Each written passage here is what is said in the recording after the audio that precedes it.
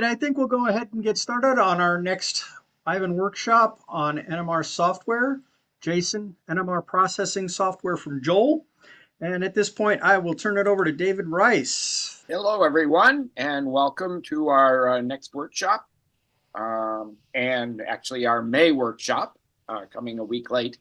And so I guess to get started, let me hand things over to John.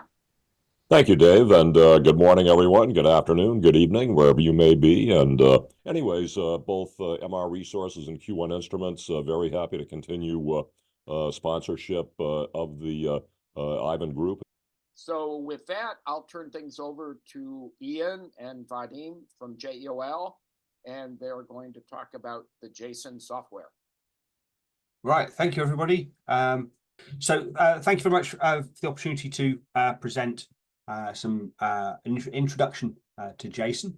So as Dave said, my name's Iain. I'm from JEOL UK, and I'm part of the Jason software team.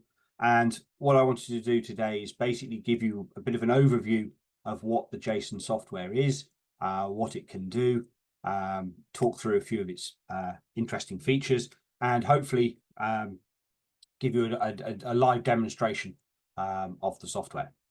And I'm happy to answer any questions that you might have either as we go along or at various points during the presentation.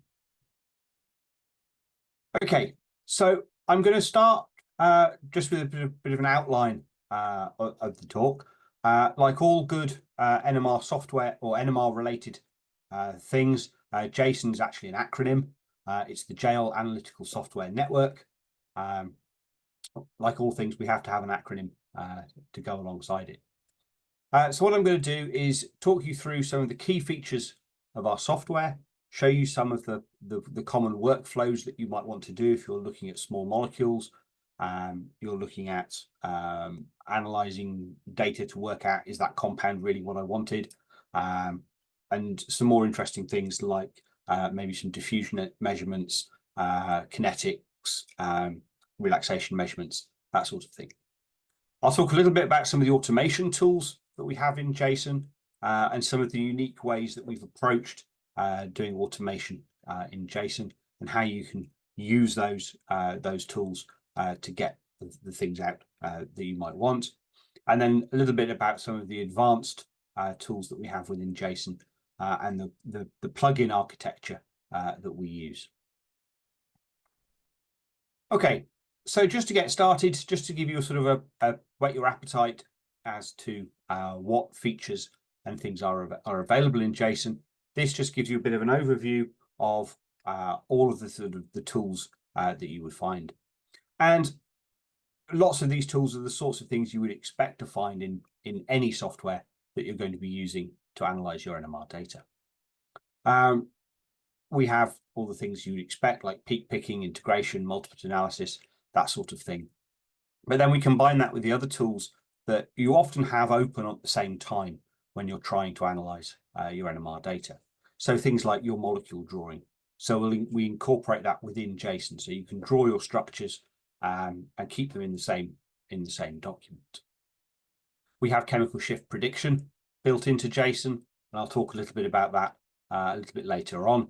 But basically, our chemical shift prediction engine is a standard part of Jason, and as you're drawing structures, it'll update and show you the chemical shifts, at least the proton and the carbon chemical shifts.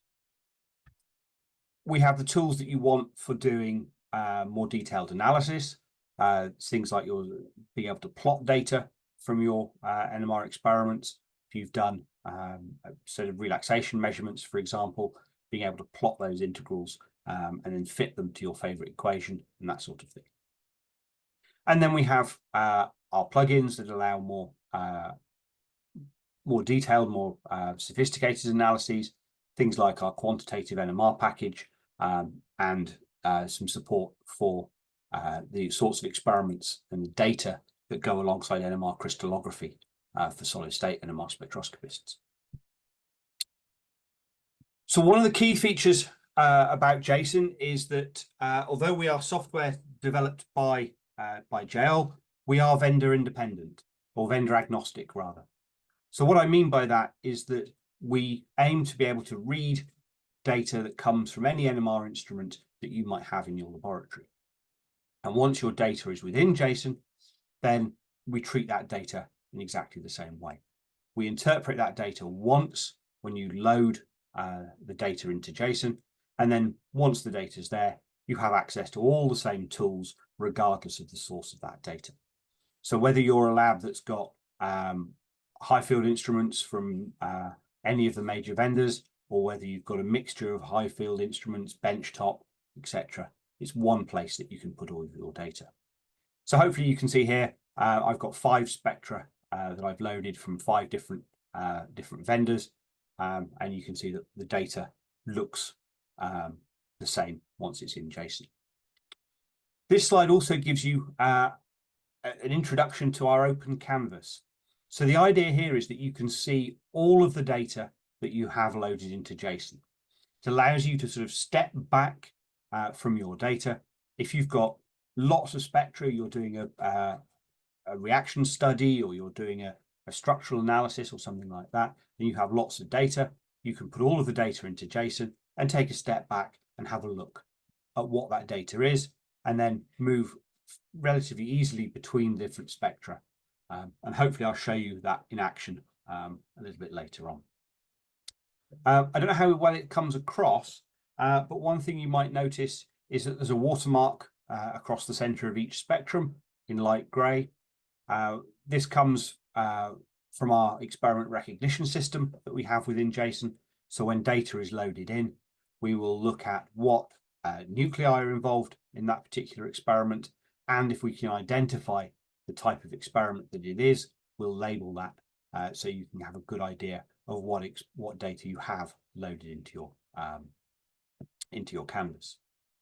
And you can also see I have a structure in the bottom right on this canvas. I come from a background of having used variant and adjuvant systems. So ethyl indinone is one of my go-to molecules. So this is just showing you the structure drawn within JSON. And you can see immediately on there that we have the carbon chemical shift predictions for that molecule. And I'll talk more about that a little bit later on. So JSON is designed to be powerful enough for expert NMR spectroscopists, expert users, to get the most out of their data, but it's also designed to be usable by chemists who, to be honest, they don't really care how an NMR spectrometer works. They put their sample in the top, they want an answer out at the other end. And JSON is hopefully designed to cater to both of those sets of users. So we have a powerful processing engine built into JSON. We have a processing panel, which shows you the different processing steps that are performed on your particular experiment. So on the left, you can see an example of a processing list from a 2D experiment. And you can see the different items, the different steps that are going to be applied to that data. And the steps that have the blue checks are applied. The steps that don't have a blue check are skipped over. And so you can turn on and off particular processing steps as you like. And what we try and do is when data is loaded into JSON, if we can interpret the processing that comes with that data, then we will apply that same processing within JSON. We also have a powerful recommended processing engine that basically we take the idea that we look at the experiment as it comes in, we look at the data, and if we can determine what that experiment is from things like the name of the pulse sequence, how the data has been stored, that sort of thing, then we can provide the user with a recommended set of processing for that experiment. And this is intelligent in the sense that it will set things like apodization parameters, zero filling parameters, linear prediction parameters correctly based on the size of the data. So if someone's changed something on the spectrometer, when you load your data into JSON, you can just press recommended processing and you should get something that works very well for your data set. We can edit these processing lists. So if you want to have a bit more control over exactly what's done to your data, you can set up your processing list, and the image on the right just shows you how you can do that. We have a list of available processing items in the left-hand column, and then you just drag the ones you want over onto the right-hand side. And again, we try to allow the flexibility for the expert to do what they want here. So if you want to put your processing in a particular order, we will let you do that. We also have a recommended mode where we will guide you in putting the processing steps in the order in which you would expect them to come. So again, it's that idea that we have the power for the expert, but the simplicity for the non-expert as well. And in general, JSON will do what you tell it. If you create a slightly crazy processing list, it will do its best to apply that processing as you've asked, and it will give you something out at the other end. And hopefully you can see from the list in this image all of the different sort of processing options that we have available, all of the tools, all the sort of standard tools that you would expect, linear prediction, NUS, things like that. And we also have some more specialist tools, such as things like the shrink and the flatten function used in processing pure shift data, chemical shift selective filtering processing, things like that. And these things are available within JSON. So once you've got your data into JSON and you want to actually interpret that data, we want to find out what our compound is. Have we made the right compound? Has that nitro group gone where we wanted it to? That sort of thing.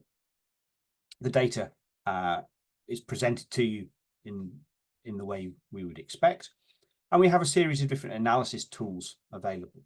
And most of our analysis tools can operate either in a manual manner or in an automated manner. So here's an example. Again, it's the ethyl indinone spectrum, and we've done an automated multiplet analysis on this spectrum. And again, when I come to the demo in a few minutes, I'll show this in a bit more detail. But here you can see that we've done the automated analysis, and JSON has found a number of multiplets. We've done things like automatically detect the location of the solvent. And again, we try to be intelligent around this. We'll look at not only what solvent parameter was specified in the raw data, but is there actually a peak in the right place or within a certain tolerance of the right place? Does that peak actually have the right multiplicity? Does it have the right line shape for the particular solvent? Things like that. You can notice that we've also got some impurities that we've defined, and we can change whether something is classified as an impurity or a compound or whatever it might be. So all the basic tools that you would want for analyzing your spectra are in there. And of course, we can report all this information. So we have a table that shows you all our integral and multiplet information. We have a peak fitting table, and where we present all the parameters for doing peak deconvolution, which again is all built into JSON. Parameters such as position, height, width, etc., and also uncertainties associated with those parameters. So if you want to take that information and use it in further analysis, you've got all that information available. Multiple reports, things like that. The other thing I should say is that JSON the canvas is designed to be WYSIWYG. What you see is what you get. So when you place things on the canvas, when you set the colors that you like, when you put tables where you want them, etc., when you print out that document, that's exactly what you're going to get. So in this case, we've got three effectively pages. You can see little dashed lines, hopefully between the cells on the canvas, and that effectively demarks where the pages are in our document when we print it out. So your document is going to basically look like what it looks like on the screen.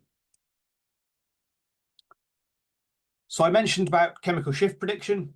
So JSON, we have some drawing tools within JSON, and again, I'll show these when I get further through to the demonstration.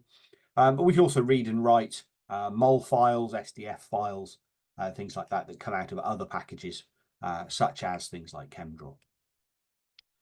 Once you've got your structures in JSON, whether you've drawn them in JSON or you've loaded a mol file, we can provide proton and carbon chemical shift predictions. And this is based on an algorithm that we use. It's a combination of a neural network based on that's trained on the contents of the NMR ShiftDB and the JEOL natural product database. And we also use a hose code-like approach for molecules that maybe JSON hasn't seen before. But these predictions are all done live. So as you draw the molecule, you'll get the updated chemical shift predictions. And I'll show you that a bit later. We have some powerful tools for doing analysis of arrayed spectra. So people who are interested in things like reaction monitoring or relaxation measurements, any data set where you have some parameter that's been arrayed, JSON can interpret that data. We can generate an arrayed table.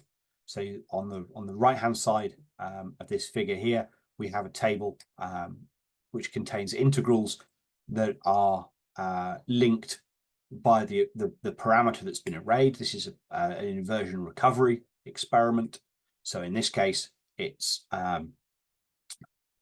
the delay time in the experiment. And then we can plot that information.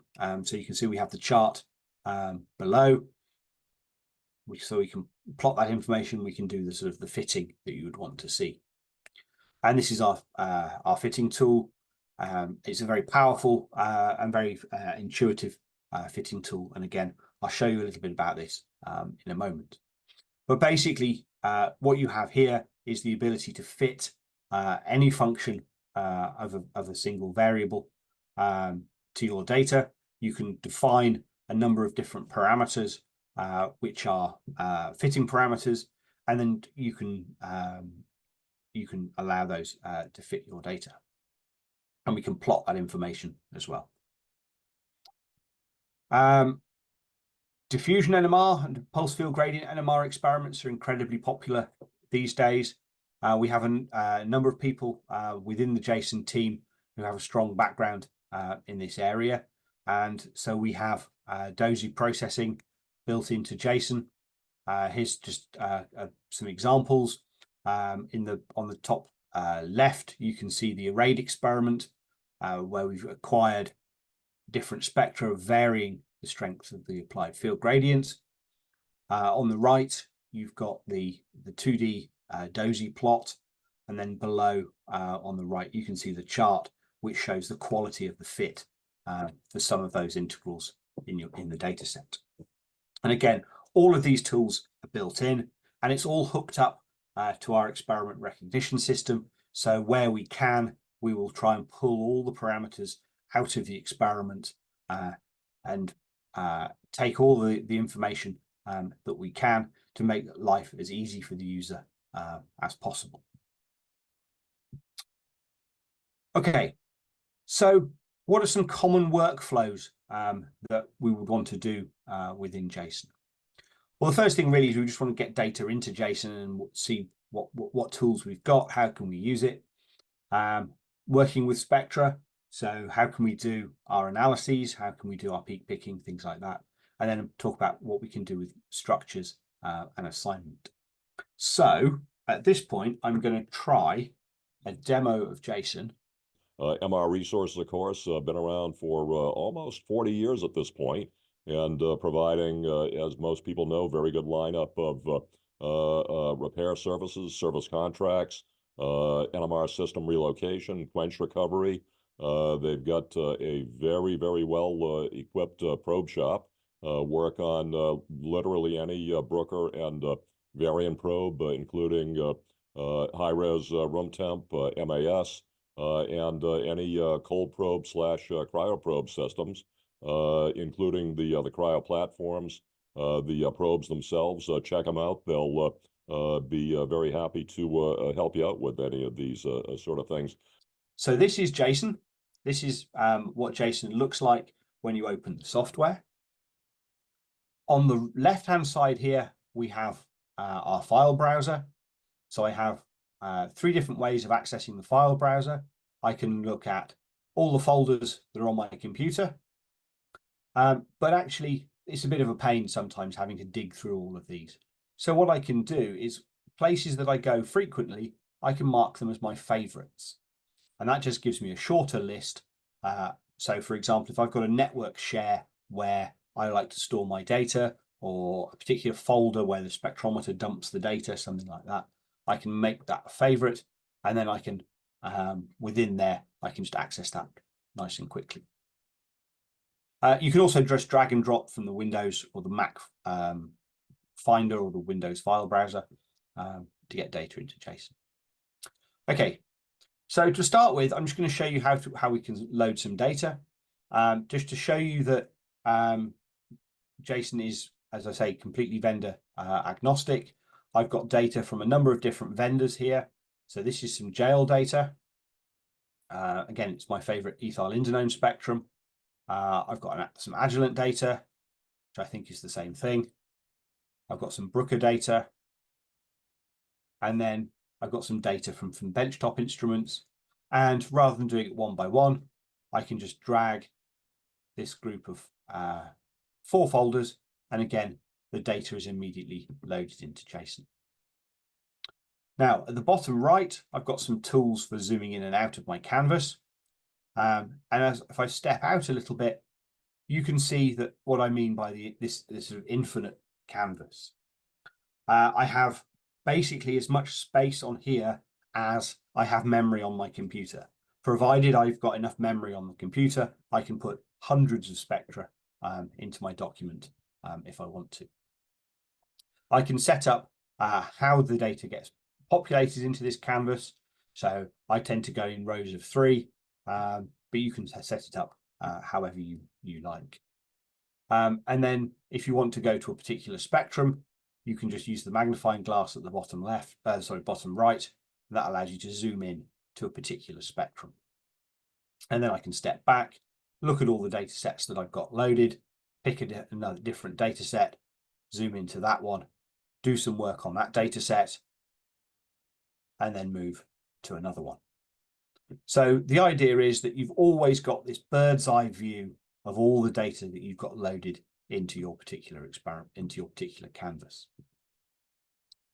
So let me tell you a little bit more about the panel system that we have. So on the left-hand side here, we have a series of different tabs, and each of those tabs collects together the particular sorts of tools. So we've got our file browser, we've got a view panel, which allows me to control the look of my spectrum. So for example, I can turn my spectrum title off if I don't want to have a spectrum title, or I can turn it back on. I've got a little button that allows me to edit my spectrum title, and I can control how that title is constructed. So what information does JSON use to build that title? I can turn the watermark on and off. So if I don't want the watermarks visible, I can, for example, I can change things like the units that are displayed on the canvas. So for example, might be if I'm looking at some solid state data, I might want to plot it in kilohertz rather than ppm, for example, depending on the sort of experiment I've got. So I can just change that, or I can plot the number of just raw data points. I can change how I view the spectrum. We can show the imaginary part of the data if we want to. This is useful for people who want to look at a comparison between the real and the imaginary component. We've got some insets. So if I want to add, for example, an insert for this region, I can do it here. And the insert is a view on the data. So you notice that as I move my mouse cursor over the insert, there's a second cursor that's moving around on my main spectrum. And that's because it's the same thing. It's the same point in both of these views of our data. And we have some tools to be able to cut bits out of the spectrum. For example, if you want to hide, or not hide, if you want to cut out a region of the spectrum where there's no signals, you can do that. But what you'll be left with is some marks on the axes to show that that's what you've done. Okay, moving on to another panel. We have our processing panel. So this is the processing list that I mentioned before. So we have, in this case, this is our standard 1D processing list. I can open up any of these items to see more information about the particular processing item, set particular parameters, things like that. Now, I mentioned earlier about Jason is designed with the power for the NMR enthusiast, with the simplicity for the chemist.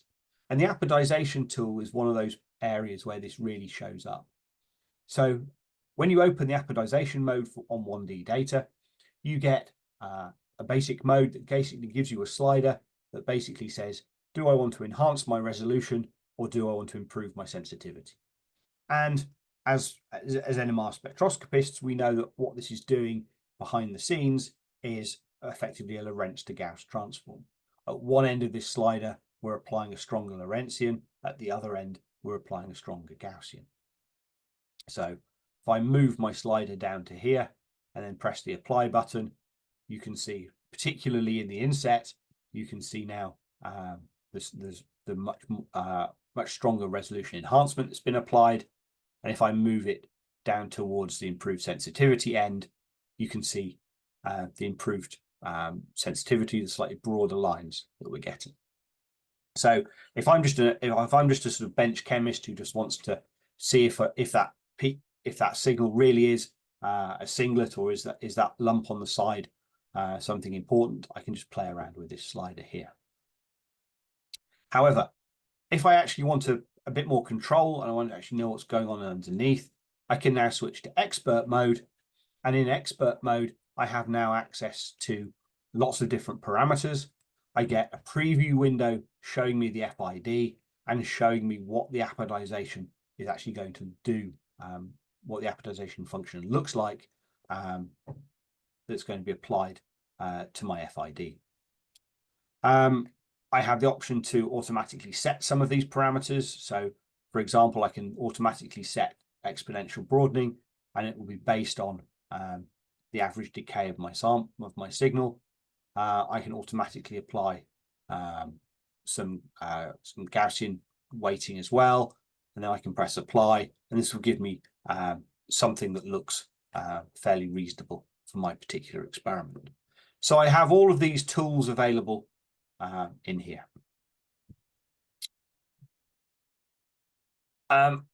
If you want to, you can save a processing list so that you can always make sure the same processing lists are being used, things like that. And then the edit tool here gives me access to all of the different processing items that are available within JSON. And actually, you might notice this list is actually slightly longer than the one that's on my slides. We've added a few more onto the list. For example, things like the compress function, which is a function that basically removes the imaginary component from your data once it's no longer needed to save memory. Okay, so that's the view. We looked at the view and the processing tabs. We look now at the analysis tab. We have here all of the sorts of tools that I'm likely to want to analyze my data. I can do some referencing. So if I want to reference my spectrum to my TSP signal or my solvent, something like that, I can use that tool. I have my peak picking tools. So I can do my automatic peak picking or manual peak picking. The same for integration and the same for multiplet analysis. So for example, if I press automated multiplet analysis, it will go through and Jason will do an automatic multiplet analysis. Let me just remove this inset just to make life a little bit easier. And you can see now that we've got the integrals listed, we've got the solvent that's been correctly identified, and everything in my my spectrum now has been analyzed. I can zoom in, for example, on this multiplet here. And then if I hover over the multiplet at the top, you can see the J tree that's associated with the splittings that have been found for this particular multiplet. I have options to create, for example, a multiplet report. So I can create a multiplet report in my favorite journal format. We're in the UK, or at least I'm in the UK, so I'll go with the RSC. I'll press OK, and that generates my multiplet report here. This is just a text box, so I can move this wherever I want. And what you notice is as I sit over that multiplet, in the multiplet report, that multiplet is now highlighted so that everything's linked together. So all the information from my spectrum is all behind the scenes linked together. If I zoom out on my spectrum, it becomes a little bit more obvious as I highlight different parts of the different multiplets, different parts of my multiplet report line highlight. And the opposite's also true. I can sit on a particular item in my multiplet report and it will highlight that region on the spectrum. So we have this sort of two-way communication process. Now, I've got a couple of multiplets down here which I know come from impurities and are not part of my main structure. So I might not want to report those, for example. So what I can do is I can just hover over them and highlight them, and then I can just press my delete key to remove them, and immediately they're removed from the multiplet report. So only what's shown on the spectrum is included in my multiplet report. Everything's constantly updated. I have tools for doing other things like manual assignments. I'll talk about that a little bit in a moment, in a bit more detail later. We have some tools for doing measurements on the spectra. So if you want to measure splittings or spinning sidebands or something like that, we have those tools. Tools for calculating signal to noise. We have a simulation engine, all of the sorts of things you would expect. Now, moving down my panels, the last major one to talk about here is the parameters panel. So this gives me access to the parameters that come from my raw data. So if I want to look stuff up, I want to find out what a particular setting was, I can find them in here. And in here, we will show you the original parameters that came with your data. So in this case, for this JEOL data, we have our context area, we have our parameters, and I have everything that I would expect to find, the name of that parameter and the value that it's been set to. Now, if I zoom out, look at my whole canvas, and I select a different vendor's data set, if I select a variant data set, for example, now I have access to PROCPAR. And again, we've interpreted PROCPAR, so I can find my particular parameter. I can find DN, for example, and see that DN was set to carbon-13 in this case. I can find DMF and see what that value was set to, for example. If I look at some Brooker data, I now have access to ACQUS or PROCS. So I can find the parameters that come from my data. So whatever vendor's data format that you're used to looking at will show you the parameters that are that come with that data. We also have a JSON parameters area, and these are the parameters that we've interpreted when the data was imported. And these are the parameters that we will then use going forward internally. So we interpret the vendor parameters once when we load the data, and then use that interpretation going forward. So we're not constantly having to go back to the raw data. Okay, so that's a little bit of an overview of getting data into JSON and how you can work with some data sets within JSON. I'll open up a clean document and show you what we can do with a sort of typical data set. So I'm going to load some data. I'm just loading these one by one just so I get them in the right order.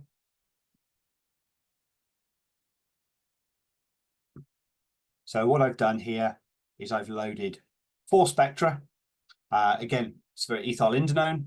So I've got my proton spectrum, I've got my HSQC and HMBC, and the carbon spectrum.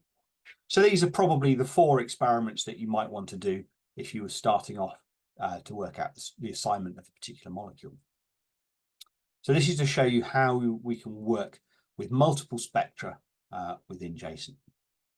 So one of the nice tricks is I can select all the data sets that I have loaded, or all the data sets that I want to do this to, and I can link these selected data sets together. And what this means is that now, when I move my cursor on one of the spectra, I get corresponding cursors on all the linked spectra. So it's easiest to see if I move my cursor around on the HSQC, you can see that I get a cursor at the same position on the HMBC and in the proton and in the carbon. So for example, if I move my cursor horizontally, the proton position is updated. If I move my cursor vertically, in this case, the carbon position is updated. So if I point at something on one spectrum, I get cursors at the right places in all of the other spectra. So this is quite nice because it doesn't, and because I can see all of the data sets together like this, it means I can immediately correlate positions between my different spectra. Also, it means I can zoom in on one particular region on one spectrum, and my zoom ranges are updated on all of the linked spectra. So my HMBC zooms to the same region as my HSQC, and the proton and carbon spectra zoom in to the corresponding ranges on those spectra. And again, this is really nice and useful because it means when I zoom in on a particular correlation on my HSQC, I can see immediately which multiplets are responsible for that correlation on my 1D spectra. If I zoom back out again, everything zooms back out. And JSON is aware of which nucleus I'm doing this on. So for example, if I go to my proton spectrum and I just zoom in on the aromatic range, it zooms the proton dimension of my 2Ds, but it doesn't zoom the carbon dimension because I haven't changed that. So JSON's aware of what I'm doing to which nucleus. People often want to put projections onto their spectra. So we can do that. We can go to the HSQC, and on the view panel, I can go to my side views, and I can change my projection now to be a particular spectrum. And so it gives me what spectra are available. I can put the proton spectrum there, and I can put the carbon spectrum up on the side, and I can go and do the same thing on my HSQC.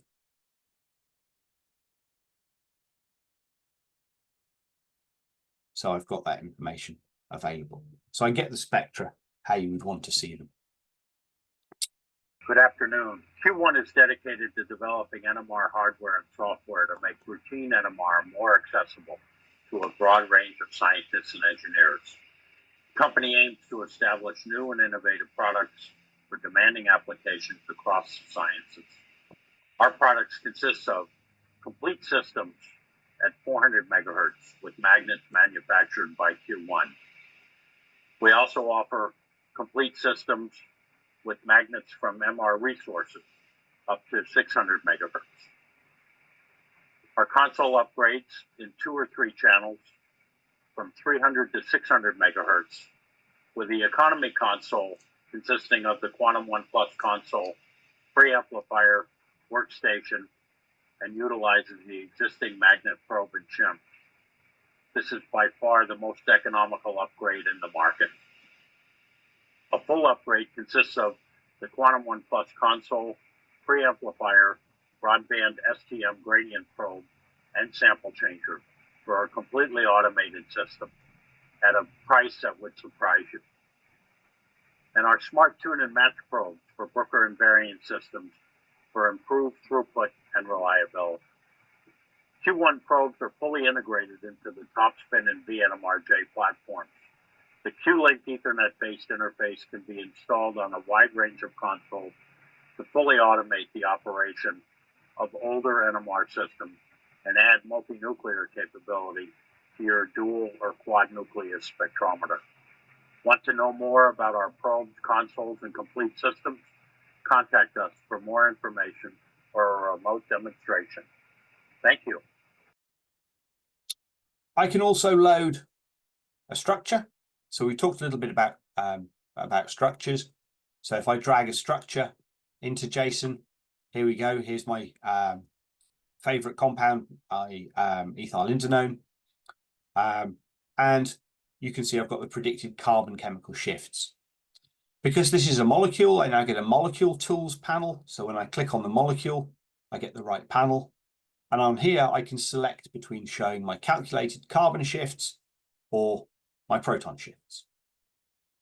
And as I move around the molecule, you see in the carbon and proton spectra, as I mouse over a particular atom, you can see I get these blue bars appearing on the spectrum. And these blue bars give me an idea of the confidence interval around those predictions. Flip that around, as I go onto the spectrum, you can see I get different colored balls appearing on my structure. And this says, well, the position that your mouse is in the 1D spectrum, these are atoms in your molecule which might be in that position. Now, I mentioned earlier that the drawing and the chemical shift prediction is done in real time. So if I edit this molecule and I say, well, actually, it's not an oxygen here, it's a nitrogen. So it's an imine rather than the carbonyl. So as I change now that to a nitrogen, you can see the chemical shifts have updated. Maybe it's not a nitrogen, maybe it's an alkene. My chemical shifts have changed again. I go back to oxygen. If I want to actually say, well, actually, I know this bond has some stereochemistry, I'll put the stereochemistry in. On my proton chemical predicted shifts now, you can see that actually JSON is aware that these two protons are diastereotopic, and therefore is now, because I've put some stereochemistry in, it's included that information in the ring. So I have that information available. Okay. If I go to my proton spectrum and I do my multiplet analysis, so I've got my multiplets and I want to do some assignments. So I'm going to put my structure just in my proton window. This is just to make my life slightly easier for me to show you. So I've got my molecule, and I want to do some assignments. So assignments to do them manually are as simple as going into assignment mode. So I can press the manual assignment button on my analysis tab, or I can just pick assignment from my little floating toolbar. And it's as straightforward as taking my multiplet and dragging it to a particular atom or particular site on my molecule. So the methyl group in this case is easy. You notice that as I hover now over the multiplet, the methyl group now gets a blue box around it, telling me that it's been assigned. And the chemical shift of that atom has now changed, in this case, to green. And I've got a measure here of the uncertainty, or rather the error between my experimental shift and my predicted shift. On my molecules tools now, I can choose now to show my experimental shifts, my calculated shifts, or the difference between the experiment and the calculated shifts. I can go through and assign the rest of my molecule. Oops. So I can go through and assign my structure.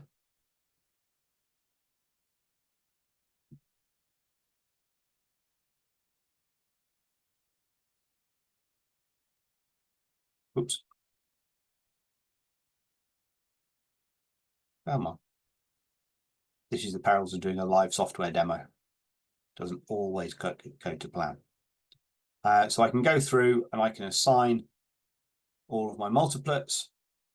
And so I've now done my assignment, and you can see now I have in my molecules, I can show my experimental shifts, I could show my predicted shifts, and I can show the differences between my experiment and my prediction. And again, as I say, I have this option at the top, which gives me the effectively the RMSD between my experiment and my prediction. Jason also has some additional tools. So one of the things we have is we have some automated assignments. So if you, on your molecule, if you go to auto assignment, I could, for example, do an automatic assignment of my carbon spectrum. So if I do automatic assignment of my carbon spectrum, if I zoom out, what Jason has done is an automated peak picking on my carbon spectrum. And then it said, well, okay, these are my predicted chemical shifts. These are my experimental chemical shifts. What gives me the best fit to my data? And that's what it's done in that case. So you can see calculated carbon shifts, experimental carbon shifts, and again, the difference between the two. If I zoom in on my carbon spectrum, you can see also again that we've correctly detected the solvent, and we've marked these as solvent signals. And the color denotes that we've marked this as the solvent. Okay, so I've done my assignments. I've gone through my molecule.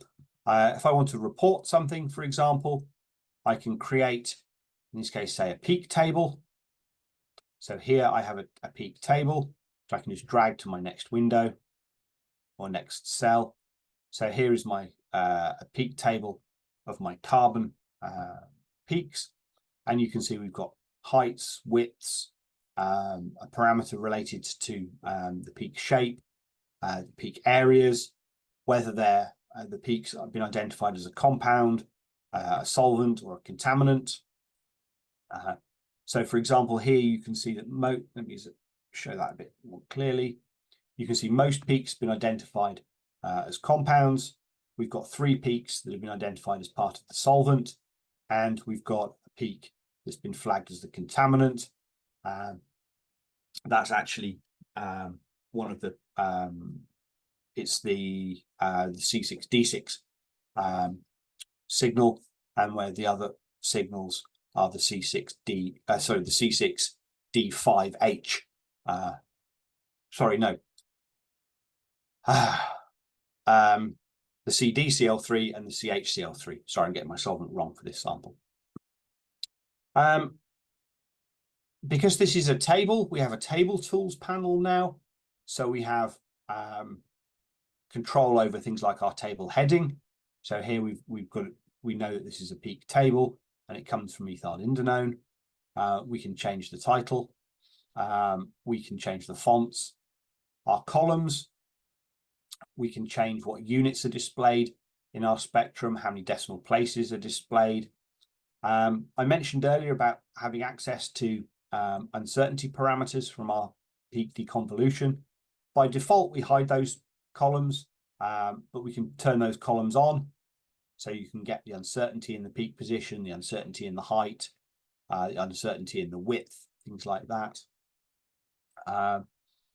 Other setting, other fonts, things like that.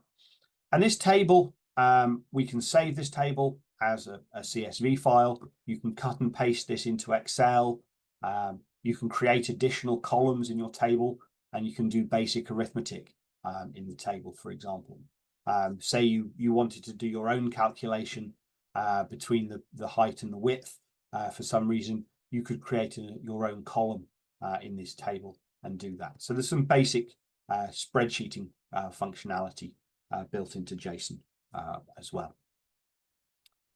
And as I mentioned, each of these cells would become a separate page when we do a print. So if I open my menu at the top left, I can go to my print menu, and I get my print dialog, and each spectrum forms each cell on the canvas forms a page in my printout, and I can decide which pages I want to include, things like that. I can save this to a PDF or whatever I want to do. Okay. So the final part of the demo that I wanted to show you, if I just get a third clean document, was just to show you some of the handling for arrayed data. So I'll start with some relaxation data. So this is just a T1 measurement, and all I'm going to do is I'm going to create a single integral on this data. Whoops, there we go. So I'm just going to integrate that peak in the middle. So you can see on the right hand side, Jason has identified this as some arrayed data, and we're plotting, in this case, it's the value of that delay in this experiment. So Jason treats this as a pseudo 2D data set. We know that it's an arrayed data set, and we've plot that. What I should say is, because this is arrayed data or stacked data, we have a stack panel. This allows you to do various things. If I zoom in on this region of the spectrum, I can change, for example, and have the data displayed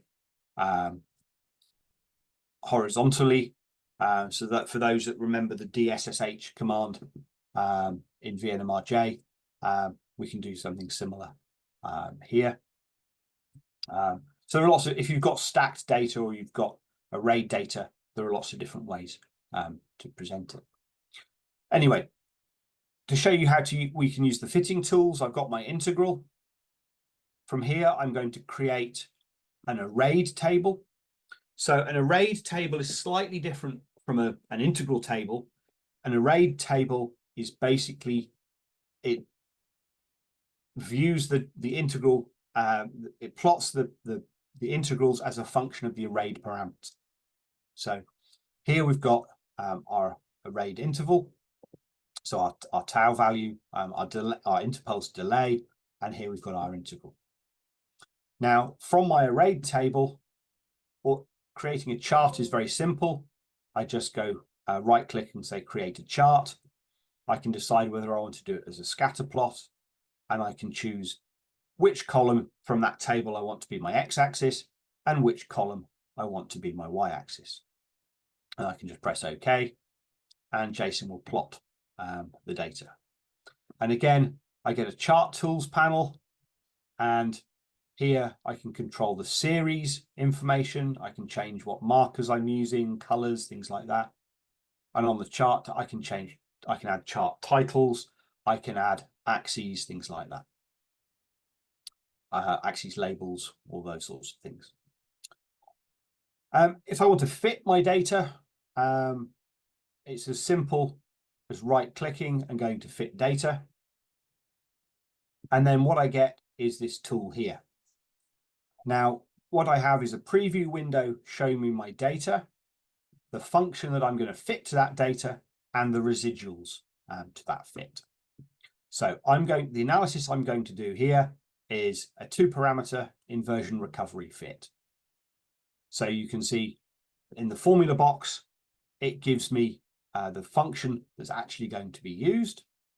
My variable parameter in this equation is the t parameter, and which data set am I going to fit? I've only got one data set loaded, or one series loaded.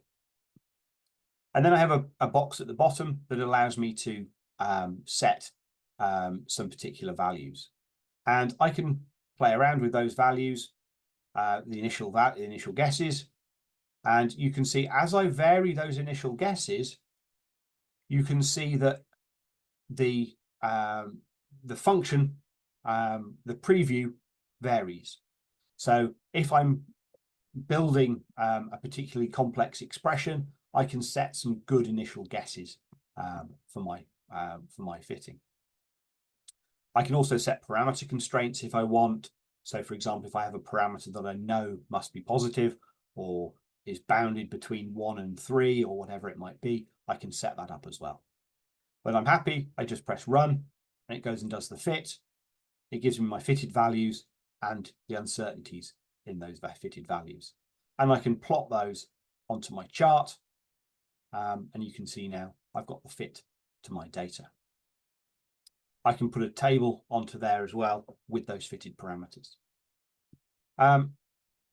As well as a number of built-in equations for things like just simple straight lines, exponential decays, things like that. We have a custom option, and that makes this field editable. So now I can add particular parameters that I might want to do. So I could, for example, add, in this case, add an offset parameter. So I add a constant on the end, and then it adds that variable to my table down here. And then I can set the value that I want for that parameter. So I can sort of work out what a good fit would be, put an offset in, run my fit, and it comes out with my fitted values. And you can see now the improvement to my fit. And I can plot that on my chart. So there's a number of lots of things you can do with this. You can use it to build functions to fit all sorts of things like pulse width calibrations or offset dependency for decoupling or whatever it might be. You can fit all sorts of things with these tools. The other thing people often like to see is diffusion data. So my final example, I'm going to load up some diffusion data. So this is a fairly standard, fairly common sample of 3 small molecules that are diffusing together. The way we handle diffusion data is we have a DOSI processing item. And in that DOSI processing item, we have a basic mode and an expert mode. In the basic mode, we basically just say what are the upper and lower limits for our diffusion coefficient and how many points do you want in the diffusion dimension. In the expert mode, you have access to all the parameters, things like your parameter that tells you that converts your gradient strength into a Tesla per meter value, the length of your gradient pulse, which parameter was actually arrayed in the experiment, the shape of your gradient pulses. We also do things like we'll compensate the diffusion delay for the particular pulse sequence. So you can set the type of pulse sequence up here, and so you can have all of those features are in there. But most of the time, you won't need to actually to touch any of this. We can simplify a lot of this. On the kinetic panel, we just have a show DOSI button. And if you press the show DOSI button, Jason will go and do the calculation behind the scenes. So in this case, we're doing an automatic integration, and then we're doing a fit of all of those integrals. Hopefully in a moment, it will come back with the DOSI plot. There we go. And you can see we've built the DOSI plot. So we have diffusion coefficient now on the vertical axis, chemical shift on the horizontal axis. And you can see we have our data points for particular compounds in our sample. So all of this, as I say, is built in to the standard parts of JSON. Okay, so hopefully that gives you a little bit of a sort of whistle-stop tour of what's inside JSON and how you can do lots of the common standard operations that you might want to do. So if we go back to my slides, I'll just finish off telling you a few bits about some of the other features that we have within JSON. Okay, so I mentioned automation. So one of the ways in which we like to try and automate things within JSON is with what we call the rules.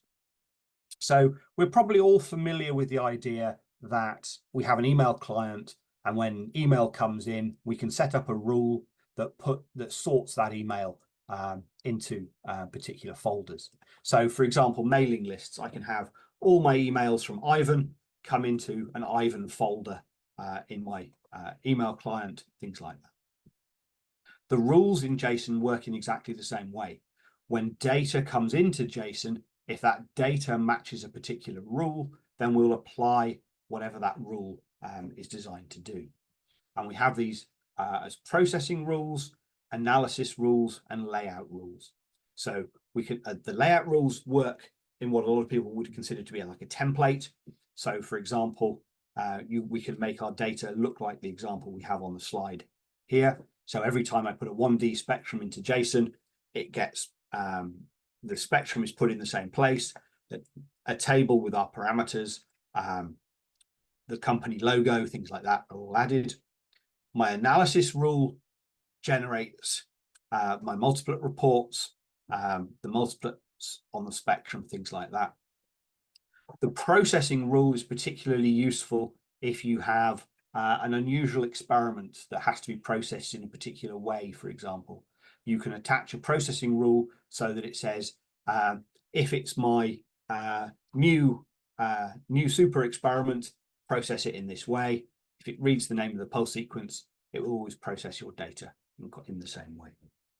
And these rules have a lot of granularity in them. So we can set up everything from do this to all 1D data, right down to only 1D data that comes from this instrument with this particular pulse sequence, apply this particular rule. So you can make your data behave in whatever way you want it to.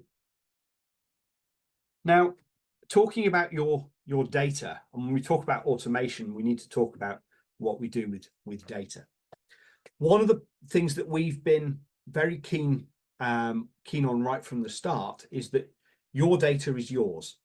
So what we don't want to do is to lock your data away in any sort of any way that you can't access it. So JSON, as I mentioned at the beginning, is designed to be vendor agnostic, and we want that data to be as well. So when we save a JSON document, what we do is we save it into what's called an HDF5 file. And this is basically a container format that has been developed by the scientific community over a number of years. And it's used by people all the way from sort of radio astronomers all the way through to microscopists, things like that. It's a standard, it's an open format. And what this means is that you've always got access to your data. So you can use third-party tools to look inside a JSON file and look at the data. And that's the example that I'm showing here on the right. This is, again, it's the ethyl indinone spectrum. This is using HDF view to look inside a JSON document where I've saved the ethyl indinone spectrum. And these files have like a tree-like structure, so you can go into them and you can look at the individual items on the canvas. You can look at all of the tables and things like that. They're all stored inside this file, all the way through to being able to find an actual array that contains the raw data. And that's what's plotted here.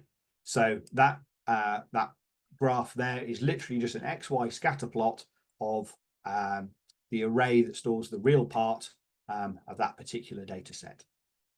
And you can see it looks exactly like the NMR spectrum. But what this means is that because we're using these open standards to store the data, it means you can access that data through a number of different programming languages. So if you want to use your data downstream or get your data back out again or something like that, you can do so. And HDF have libraries for a number of modern popular programming languages: Python, MATLAB, R, C++. Pick a programming language, and they've probably got a library that supports it. So you can access your data. But we want to take it a step further. So what we have is a Python package called Beautiful JSON. And what this does is this basically pulls together JSON and the HDF5 nature of our file format. And it provides a nice simplified way of accessing your data. So Beautiful JSON does two things. One, it gives you a simpler way to access your data. So it effectively provides a wrapper around the HDF5 Python library. So you can get information in and out more easily. And it also allows you to automate and script JSON. So it allows you to drive JSON from within a Python program. And this is very powerful because it basically means you can take your raw data, and from Python, you can analyze your data, you can do the multiplicity analysis, you can generate all the tables, and then you can pass that on to some further downstream processing. So it means that JSON can just slot into an existing workflow or something like that. And for those people that know Python, basically Beautiful JSON means that your data are just NumPy arrays, and they work in exactly the same way as any other tools within Python. So if you're building a machine learning platform, or you're doing metabolomics or something like that, this can fit very simply into your standard workflow. I've mentioned some of the processing things that we have within JSON already, but just to mention that we do have some state-of-the-art methods for doing things like NUS, processing pure shift experiments. As I say, we have a number of people within the JSON team who are experts in some of these areas, and they're developing these tools alongside that work. One of the things we've introduced very recently is reference deconvolution. This is a tool that's been requested a number of times within JSON. And the example here from my colleague Peter on the right just shows you what the power of reference deconvolution, being able to sort of clean up line shapes in your data. It's particularly powerful if you're doing things like diffusion experiments and that sort of thing. One of the things that I haven't really mentioned so far, but is a powerful tool within JSON, is what we call the external command. And this is a processing tool that allows you at a particular point in your processing to send your data out to somewhere else. It could be a Python script, it could be a MATLAB script, or something like that. And this basically, again, comes about because we're using this standard format. And what it means is that you can use JSON to handle all of the sort of the boring bits, loading the data, doing the Fourier transform, that sort of thing. You can then send your data out to your Python script.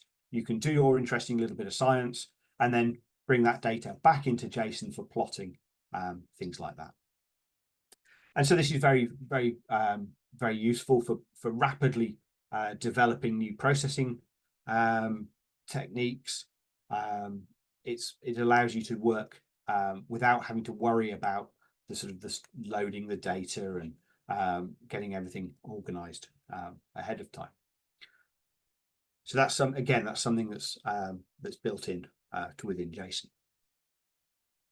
So hopefully so far I've shown you sort of quite a lot of things. The sort of the final thing to sort of finish on is to talk a little bit about our plugin architecture. So effectively everything I've shown you so far is part of the core functionality of JSON, and it's designed to be suitable for the majority of people. But we're all well aware that specialists are going to always want additional tools to be able to do their particular favorite bit of NMR. And this is where our plugins come in. The idea is that we can package together the tools for specialist applications. And at the moment we have, I think, 3 plugins that are available within JSON, 2 of which are available at no charge. One has additional costs associated with it. But basically these are for solid state NMR crystallography. That's our MagRes plugin. I'll talk about that bit in a moment. We have a plugin that allows us to read Simpson format files, and we have a plugin for doing quantitative NMR analysis. And we're actively developing new plugins in a number of different areas.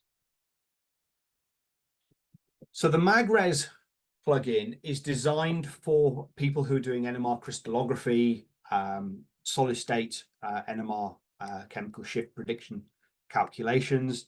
These are the sort of the plane wave DFT calculations from things like CASTEP, quantum espresso, things like that. So you take your crystal structure and you, using DFT, calculate various NMR parameters, and then from that you want to be able to compare that to experimental data. So our MagRes plugin allows you to load that calculated data into JSON, view crystal structures, generate simulated spectra for the different nuclei that are in that simulation, in that DFT calculation, 1D spectra, 2D spectra, etc., and then do the comparison, do the alignment with your experimental data. So this is quite a powerful tool. This is being developed with Paul Hodgkinson from the University of Durham and Yusuke Nishiyama from JEOL in Japan. We also have a qNMR package. This is SmileQ. This is for basically simplifying and streamlining the sorts of calculations that you would want to do if you're doing quantitative NMR experiments. So this, again, this is a plugin within JSON. And what this does is it generates an additional panel.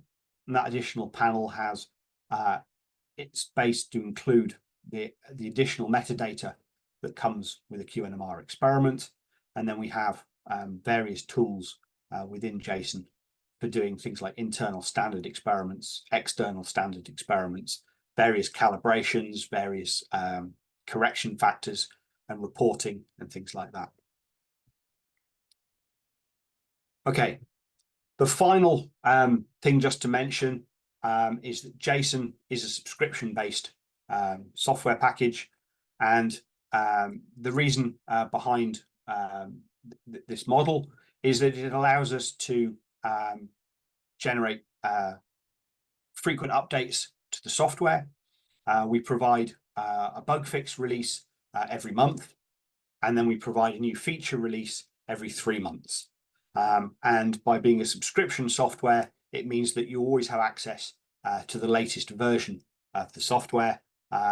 It's good for users because you've always got access to new features and things like that, and it's good from our perspective because it means everybody's always got the latest fixes to the little bugs that do often creep in.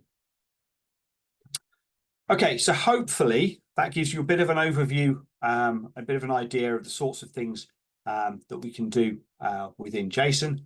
As I say, our key philosophy is that JSON should be easy to use for non-experts, so your average chemist can get the information they want out of their NMR data quickly, but the NMR spectroscopist has still got all the tools that they need to be able to do what they want to do.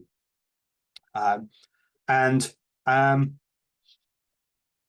automation is key to what we want to be able to do, and we like feedback. So if there are things that you want that aren't in JSON, you've got ideas or things like that, please let us know, and we will endeavour to add those to our list of things to do. And with that, I will just say thank you very much for your attention, and if anyone has any questions or comments or anything like that, I will do my best to answer them, and or I will point you in the direction of my colleagues who will be able to answer the questions. So let me stop sharing that for a moment. Right. Okay. Right, let me have a look at some questions. So, a couple of questions come through.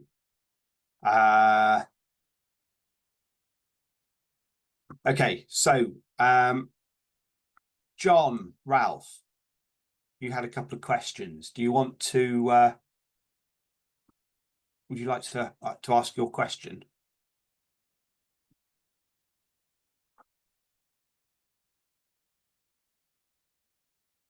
Or I can read it from the chat. So John says, probably obvious, but worth asking, databasing. So yes, that is something that we are definitely working on. John is now unmuted, so he can ask the question. Hi, John.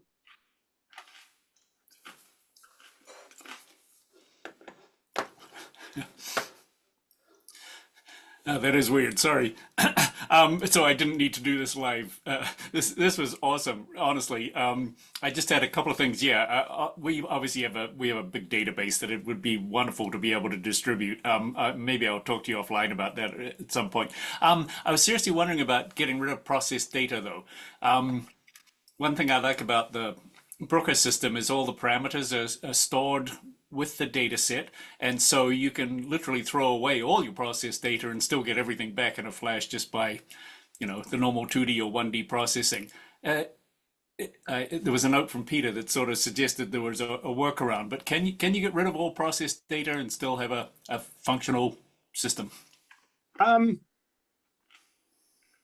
Probably not very straightforwardly at the moment, but yes, you certainly could. You could certainly hang on to processing lists and things like that, and be able to then regenerate what you've got. But actually, your idea is an interesting one, and you're not the first person to have suggested this, actually. Cool. I do find it very valuable. I mean, it certainly makes your database enormously smaller, or any data that you're trying to back up or send around or whatever. Yeah, you can get it back in a flash. So, yeah, I've never seen the need to keep the processed data unless you're spending a lot of time really tweaking what you're doing with the processing. Yes. Yes. Thanks for that. This is Krish. Hi, Krish. That's a very interesting. Hi, John. This is a very interesting comment, because I'm going back many years ago. We are coming through full circle almost. There were time when all the vNMR data were saved as a FID, and everything was in PROC-var as a parameter. And you can just do a WFT or WFT2DA and get your spectrum that you say. When you save whatever the parameters that you used will be used, so you'll get that. And now, obviously, we are all coming back to around. And now I still kicking myself in doing things and doing some NMR. I'm trying to find ways to actually save the spectrum. It's like I find ways. There are reasons why I want to save the spectrum. And actually, before this meeting started, I was talking with Vadim about, can you guys read my spectrum rather than my FID, because I don't want you to be doing the processing, which I already done already. So it's an interesting point. I well taken from John about the size of the database, but we are going, historically we are going around. We have made a full circle now. That's interesting. Thanks. That is very funny. I find the opposite. I don't want the processed data because I can generate it again in a flash whenever I need it. So I find it very convenient to get rid of it. Anyway, nice to see you, Krish, and thanks. I wonder if you could explain a little bit more about how your multiplet analysis works. I saw one picture you had where you had what looked like a quartet, and with the J tree on it, which a doublet of doublets, but then each of the individual peaks resonance, you had further split into triplets, which it wasn't obvious from looking at the picture that those little individual ones were triplets. Yeah, so I might, if Vadim doesn't mind, I might pass that question to him. Yes, hopefully you can hear me, and I'll try to explain. So it's a combination of quite a few techniques, so it's quite complex procedure itself. But first of all, I think it's based on quite sophisticated peak picking. So, and as Dan, you mentioned, it's sometimes the peak picking is designed in the way that actually little shoulders and not well resolved peaks can be picked correctly, and I think that's what's happening in this particular case. So it's based on some of the derivative analysis and so on, but actually the result is that basically we resolve even poorly resolved peaks. And then it goes to more or less a classical multiplet analysis, when basically it all goes through kind of inverse tree analysis, and yeah, you build the trees for J coupling. Thanks. Vadim, is that based upon from the spectrum? You're doing a peak picking at the spectrum level after FT. So are you doing any kind of in order to get such small coupling that is not quite visual in the spectrum? Are you doing before you do that? Do you do some kind of a resolution enhancement? Or the question really is, can you pick peaks? Can you resolve peaks be less than 1 over the acquisition time? Well, I think you cannot resolve peaks, which will, if acquisition is not good enough, I think it's of course, well, okay. So basically, it's a frequency analysis. However, we are doing some kind of normalization of the spectrum. For example, we are doing zero filling at the background to be sure that the spectra is more or less robust and do not heavily affected by incorrect processing of the spectra. Yeah. So in the background, it does a little bit of reprocessing in the way to optimize it for this particular task of the peak picking, and specifically peak picking of the not well resolved peaks. So it is to be clear. So it is dependent, or it is limited to peaks resolution being less than greater than 1 over the acquisition time. Yes. Well, effectively, we probably can do in the background even something like a linear prediction if we detect. At the moment, we definitely do the zero fill. For example, if digitization is not that's just smoothing. Yeah, well, we found, but it's frequency analysis, so basically you don't have enough points, and sometimes that's a limiting factor. So we do this kind of things on the background. So it's really not picking on the spectrum you see on the screen. And technically speaking, I think technically speaking, frequency domain data and time domain data contains the same information. Yeah, so I think you can transfer from one to another multiple times without losing anything, and getting the same data back again and again and again. So, but yeah, I think it's there are some peculiar features in the frequency domain which has to be taken into account, and we are trying to do it in the background of the peak picking analysis. Okay, thank you. Hi, John. So you asked the interactive apodization in the 1D, and whether we can do it in 2D. So we don't have the interactive slider in 2D, but you do have the control over the different parameters, and the recommended processing will help you choose the right apodization function for the right sort of data. And so what we find often is that in a lot of cases that the defaults that come with the data off a spectrometer aren't always brilliant.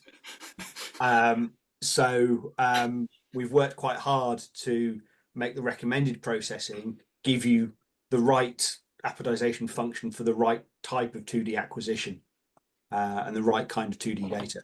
Okay, but obviously, Sorry, Ian. Oh. Sorry for Peter. jumping in here. Just one thing related is what we don't have in the 2D is the preview curve. So you don't see the preview curve, but otherwise you actually have both edges of the slider because you got these auto buttons. So if you apply for automatic Gaussian and automatic exponential, you will get the resolution enhancement calculated based on your average decay of the signal and based on your acquisition time. In 2D, it's typical to be limited to your actual acquisition time. So that's the reason why finer settings are not necessarily needed. So one thing the demon mentioned to me in the chat is what I've shown is predominantly solution state spectrum, but within JSON we make no distinction. You can load solid state data. You can use all of the same tools work, and we have built in a number of functions, things like shearing transforms for qMMR data and things like that to go alongside the solid state data. So those tools are available in there as well. Okay, anyone else have any questions or comments? Or I guess if there are no questions, then I thank Iain and Vadim and for a great lecture. And I've learned a lot about this software that I didn't know about. So if there are no more questions or comments, I will conclude our meeting. Thank you.